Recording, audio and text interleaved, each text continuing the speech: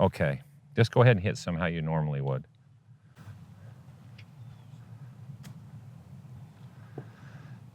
And I'm worried so much about technique that I really think about how hard to hit it. How awful.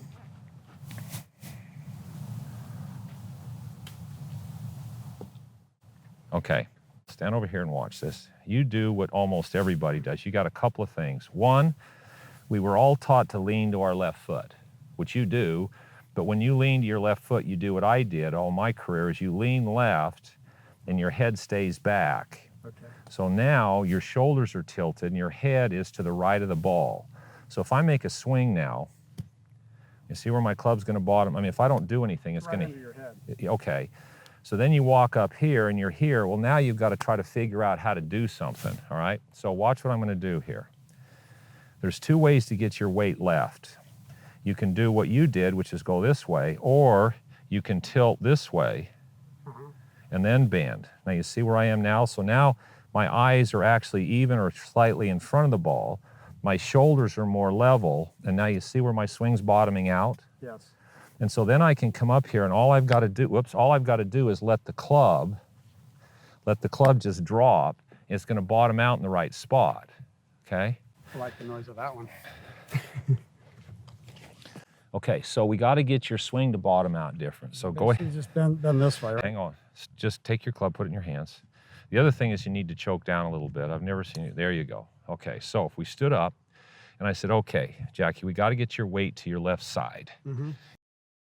You do it this way, you're dead.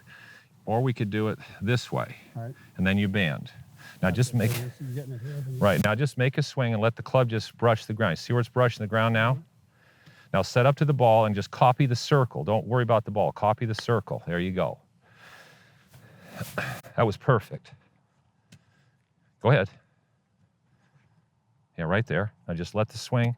Okay, now, on the backswing, let's get you on a, you've got way too much of this. Pick it up. You hinged the club too much. Okay. So now you're just going to let the club swing, let the weight of the club is what's going to make your wrist in. So if you're only going to make this much swing, the club's going to feel really shallow. You get very little arm swing and a lot of wrist, and so you're constantly sticking the leading edge in the ground.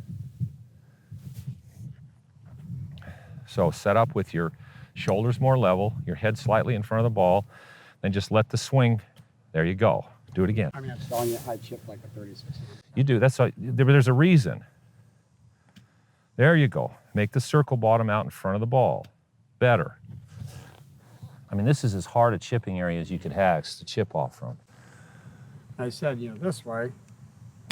Well, yeah, that all day. Yeah, I know, but we don't. Crazy. I know, but we don't want to do that. Okay, so you get a little into here. There you go. And then make a couple swings and let your swing bottom out. Choke down on the club more. There you go. Perfect. Now copy the circle. I have a very weak grip. That's fine. Chipping, it doesn't matter. Doesn't matter. Now just copy the circle. Better. Much better. Do it again. So your setup, you were so into your left side and shoulders tilted and head behind the ball that your swing bottoms out early, and then you're trying to figure out how to throw the club up to the ball. So we just take you and we change your setup so your circle bottoms out different. And then you don't use as much wrist. There you go. I mean, Kite and Crenshaw and Blackmore had me hitting shots at the PGA a couple years ago, and they had me standing like this. So they had me standing with my head clear up here, hitting pitches like that, and I'm freaking off this dead tight lies. I'm hitting every one of them good. And I thought I was, well, think about, watch what it does. It certainly gets your weight all over your left side. And there's no way I'm going to bottom out back here. So where's my swing starting to bottom out? Out in front of me. And so now I'm just letting the club drop on the ball, and there's no dig. Because the club was shallow, you got too much wrist. All right. So you were set here, picking the club up. Now it's going to bottom out here, and then you're trying to figure out how to run the club forward. Timing thing. Yeah. You got to take the timing out. So all you want... This? Yeah, you had me right. Go ahead, hit one from there. Yeah. Just swing it back and hit it from there. You'll go, wait a minute. Why wouldn't you always chip that? Because honestly, because the club goes through the ground that way when I'm like this. Yeah. When I'm like this, the club's going through the ground this way. It's shallow. But see, it never shuts down. That's right. But the bottom of the swing is what's the critical thing. I mean, So, I'm telling you, I mean, honestly, I think I can do this. well, because now you're going to bottom out in front of the ball. Yeah, that wasn't it. It's okay. So don't do that quite as much, but get your shoulders level and choke down on the club. There you go. And then just sweep it. No wrist hinge. Yeah. You're way too frickin' steep. Even that one? No, that was even a little bit. I mean, you hit a good shot. But you want me here. Well, not quite that much either. Just let the weight of the club, there you go, right there. So you got to get set up and make practice swings so your circle works. Without you doing anything, the club's got to bottom out correctly. There you go. Then you set up to the ball and you just duplicate the circle. That was pretty good. Now, the reason you hit it thin is you're so used to having to push the club forward. I grabbed it a little bit. Well, but you have to. When people get the yips, if you want to call it that, and they say, I got the yips, I said, no, you don't. I said, if you didn't yip it, or if you didn't adjust the way you do, you'd miss the ball. Yeah. So we got to get you in a position where you don't have to do that anymore. Now, at first, your brain's going to keep trying to fix, and then it'll go, oh, shit, I don't need to fix anymore. Right. So you've been in a position where if you just let the club swing, you'd hit this far behind the ball. Mm-hmm. So then you had to kind of run it forward. Well, then when you lean the shaft forward and you run it forward, now you put the leading edge in play. So now it's a digger. Mm-hmm. You can't use the bounce unless you got 30 degrees of bounce on your sand wedge. So you got to change your posture and choke right there, right there. And you have me choking, why? You have more control of the club. And then you just swing in your arms and there you go, right there. And just copy the bottom of your swing. There, now just let it swing and copy the bottom. There you go. Mm-hmm. That's it. You were so far behind it, so much this way, your swing circle was bottoming out 6 inches behind the ball. It's where I spent my whole career. The only time I can hit a decent chip is if I have to make a big swing. Sand, I have no problem. If I'm in the rough, like you know what I'm saying. Like, oh yeah, no. I can do this all day long. Well, yeah. Because I'm behind it. Exactly. Yeah. And you got fluff there. Yeah. But all of a sudden, you give yourself a tight lie. You can't hit behind it. Well, you can, but you're limited as to how far unless you use the bounce correctly.